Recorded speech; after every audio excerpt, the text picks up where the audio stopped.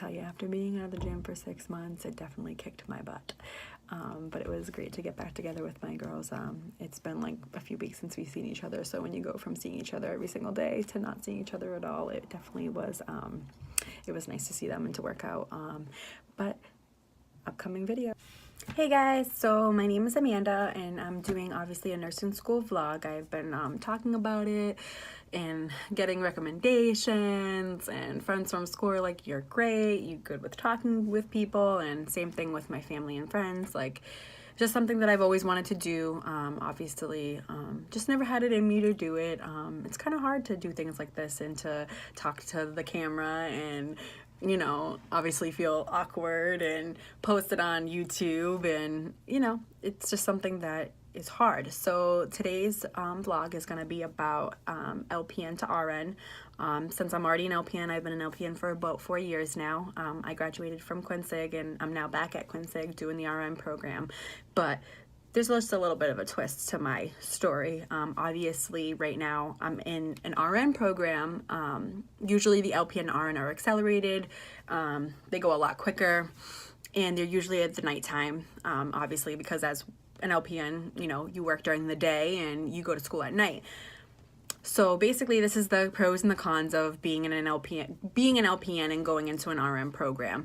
So basically, obviously, when you start in an RN program, you're starting basically from scratch, fundamentals. So basically, I already had that down packed. I already was fundamentals, but little did I know that I was in for it. Obviously, I've been out of school for 4 years, but let me tell you, the tests haven't changed.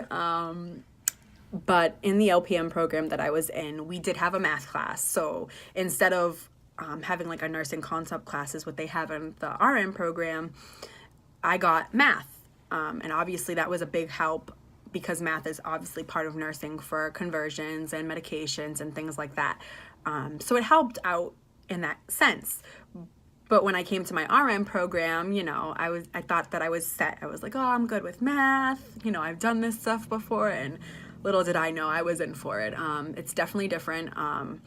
In LPN, you do a full head-to-toe assessment, but with our full head-to-toe assessment, we didn't have to do the cranial nerves. Well, the first thing that I come in on my first day, and here you go, here's a piece of paper. You're gonna have your full head-to-toe assessment as with the cranial nerves, and I'm like, what? Like, I don't even remember this stuff. I'm like, really?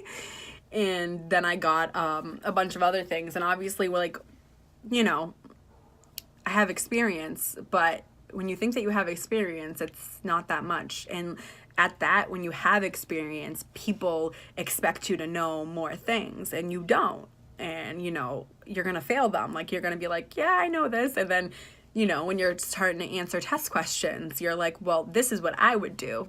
But, you know, sometimes it's easy enough said when you don't have that experience, when you don't have that knowledge of medical, like a medical background, or you're a CNA, PCA, MA, LPN, you think like, oh, that's what I do. And in all reality, you learn bad habits. So I definitely picked up some bad habits in my years.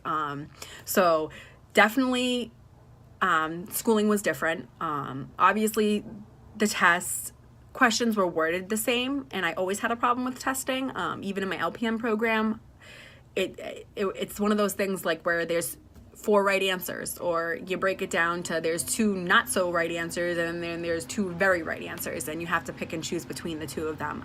And you can't use what you think is the answer. So most of the time when I was answering my test questions, I was answering them like I was the nurse, and that the nurse that I already am. So that was a big problem for me, was the difference in testing. I had a little bit less knowledge when I went into my LPN program. I had been an MA for some years, but I did a little bit better in the testing in the first fundamentals than I did in my RN. So I have finished my first semester. I am now just waiting, you know, we're in our winter break. We start up January 23rd. But basically, yeah, I did well. I passed with a B-, but my testing, there was one test that I took that I got a 68 on, and I failed it, obviously.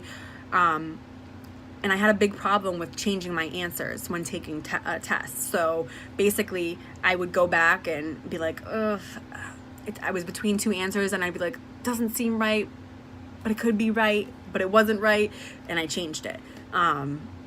And in the RN program, we didn't have a math class. They basically, in our lab, would hand out a piece of paper that was like a worksheet to go over with the test answers online, but it wasn't actually a class. So in my LPN program, I had an actual like class that was about, it was called pharmacology, but they taught math. And we don't have that in the RN program. So definitely take advantage of, you know, having people that are giving you those skills, because you don't get them in your RN program. You know, I guess more is expected of you.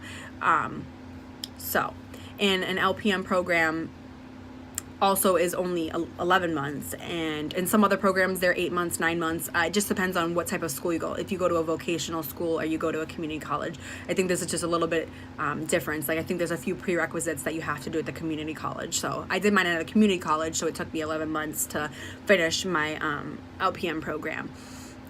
And honestly, you know, I feel like I wasn't ready to go out into the real world, because when you get into the real world, you pick up bad real world habits of things that you would do, but in nursing school they tell you don't do. So I feel like in my ADN program, my RN program, that has hindered me, because, you know, I already have that background. I already am a nurse, and it set me up. I set myself up for disaster. But I did pass. I got a B-. So I'm here to answer questions, talk about it, let you know that, you know, an LPN program is great. Like I basically got into the LPN program because I didn't do well on my TEAS test. So I was like, you know what? I didn't want to wait. So I got put on the wait list for the LPN program, which was a lot shorter than the RN program. The RN program, I think, was at that time like 3.5, 4 years, and the LPN program was 6 months to a year.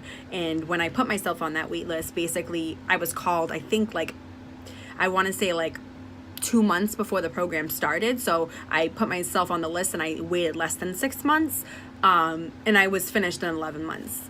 So you learn the same content and it's smushed into, you know, an 11-month period, but you're not an RN. There's certain things that an LPN can do that an LPN can't do and an RN can't do. So, you know, you're still a nurse, but there's certain things that you can and cannot do.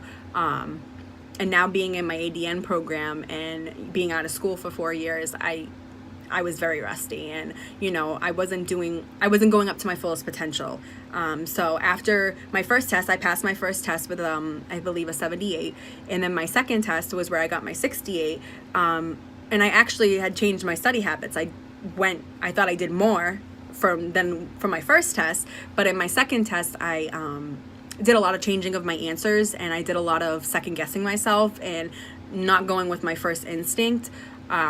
From what I learned in the book and what I learned in my PowerPoints. So that's where I caught myself off guard. But I refused after that point, because as we all know, as nursing students or already RNs or LPNs or someone that has gone through a program, you learn that you shouldn't be changing your answers. You shouldn't be second guessing yourself. You go with your first instinct. So after that, I refused to go back down.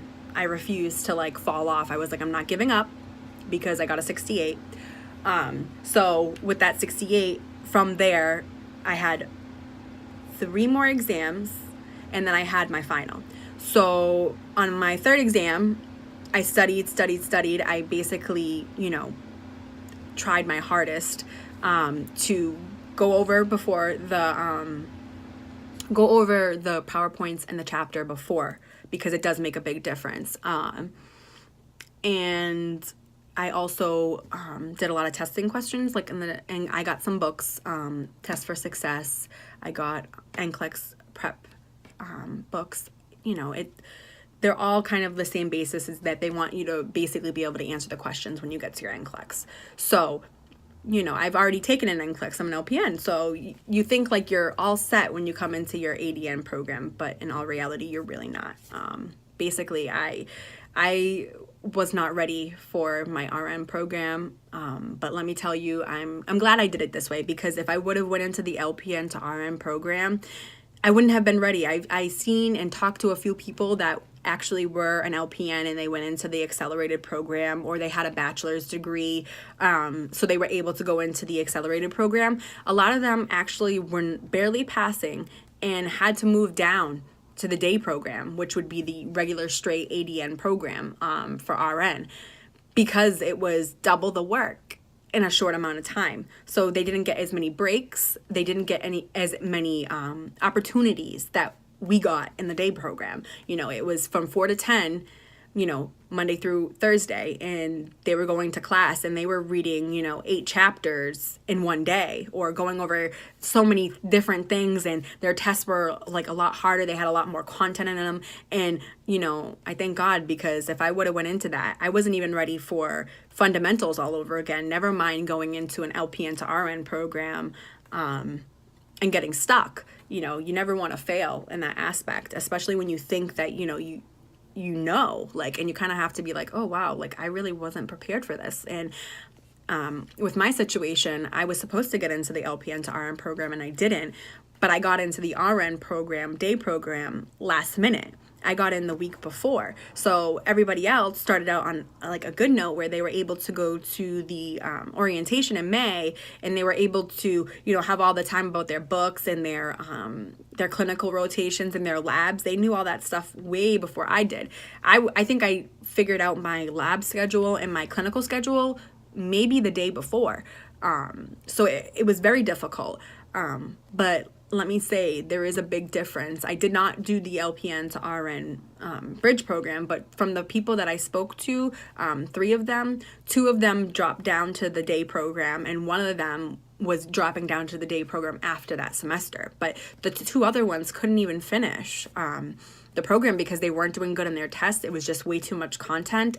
They weren't prepared for it. And you think when you hear like it's an accelerated program, you're like, oh great, I'm going to finish sooner. It's only going to be 1 year instead of, you know, taking a 2-year program. But in all reality, you know, you get more time, you get more than what they were getting. They were going over double the amount of chapters that we were in a week. You know, they had class every single day, Monday through Thursday. We only had class 2 days a week for 2 hours. They were going to class for, you know, 4 hours and then going to a lab for an hour. So I can only imagine, you know, I was already struggling with my test scores in the beginning. You know, I got a 78, which is passing, but that's, you know, not where I should be, with already in my mind thinking that I'm already an LPN, I should know this stuff. But in all reality, if you're not prepared, it's not.